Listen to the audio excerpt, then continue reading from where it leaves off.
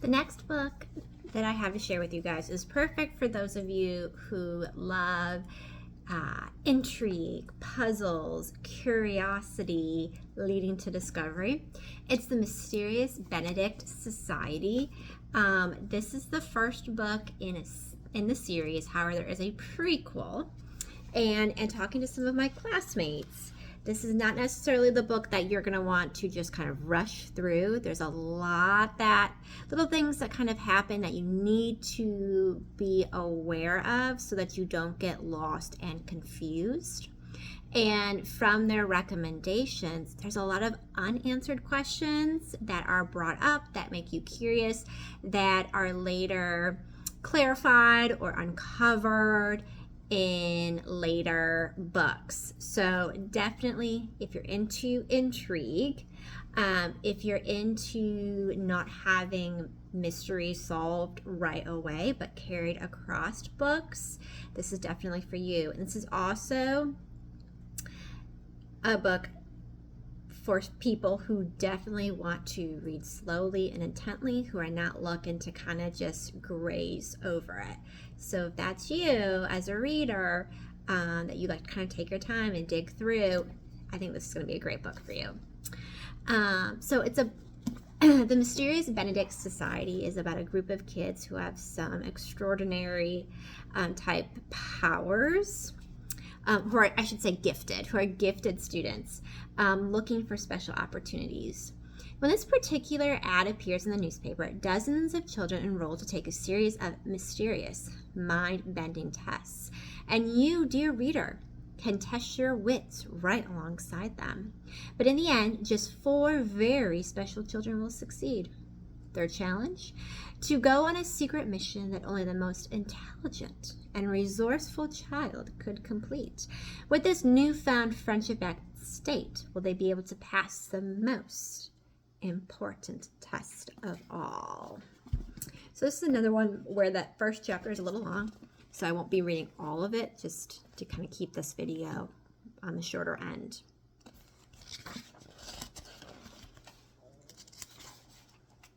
Pencils, erasers, and disqualification. In a city called Stonetown, near a port called Stonetown Harbor, a boy named Rennie Muldoon was preparing to take an important test.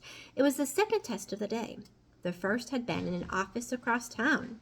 After that one, he was told to come here to the Monk Building on 3rd Street and to bring nothing but a single pencil and a single rubber eraser, and to arrive no later than 1 o'clock. If he happened to be late, or bring 2 pencils, or forget his eraser, or in any other way deviate from the instructions, he would not be allowed to take the test, and that would be that. Rennie, who was very much wanted to take it, was careful to follow the instructions. Curiously enough, these were the only ones given. He was not told how to get to the Monk Building, for example, and he found it necessary to ask directions to the nearest bus stop, acquire a schedule from a dishonest bus driver who tried to trick him into paying for it, and walk several blocks to catch the 3rd Street bus. Not that any of this was difficult for Rennie Muldoon. Although he was only 11 years old, he was quite used to figuring things out for himself. From somewhere across the city, a church bell struck the half hour. 12:30. He still had a while to wait. When he checked the doors of the Monk Building at noon, they were locked. So Rennie had brought a sandwich at a deli stand and sat down on his park bench to eat. A tall building in Stonetown's busiest district must surely have many offices inside, he thought. Locked doors at noon seemed a little peculiar. But then, what hadn't been peculiar about this whole affair? To begin with, there was the advertisement.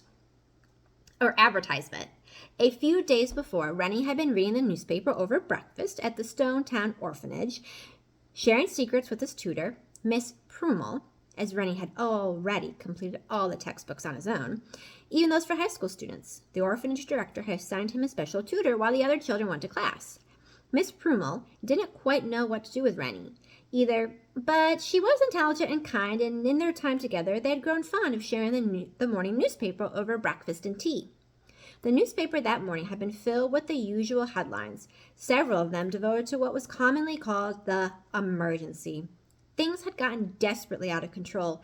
The headlines reported the school systems, the budget, the pollution, the crime, the weather, why everything, in fact, was a complete mess. And citizens everywhere were clamoring for a major, not a dramatic, improvement in government. Things must change now, was the slogan, plastered on billboards all over the city. It was a very old slogan, and although Rennie rarely watched television, he knew the emergency was the main subject of the news program every day, as it had been for years. Naturally, when Rennie and Miss Prummel first met, they had discussed the emergency at great length, finding themselves quite in agreement about politics.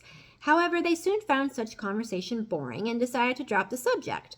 In general, then they talked about the other news stories, those that varied day to day, and afterward they amused themselves by reading the advertisement. Such was the case on this particular morning when Rennie's life had so suddenly taken a turn.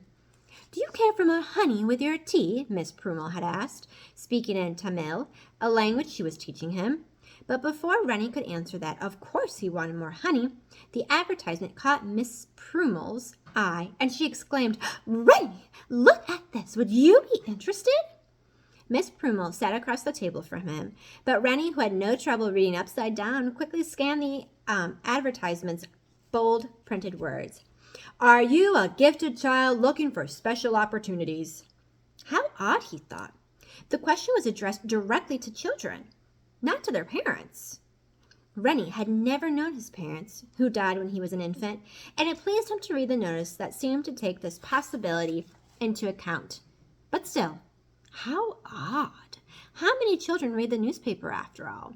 Rennie did, but he'd always been alone in this, had always been considered an oddball. If not for Miss Prummel, he might even have given it up by now, to avoid some of the teasing. "I suppose I might be interested," he said to Miss Prummel, "if you think I would qualify." So that's where I'm going to stop for now, just the beginning of the plot. But if you are someone who's really into intrigue, mystery, and carrying plots across books, especially if it's unanswered parts of the plot, this is definitely the series for you.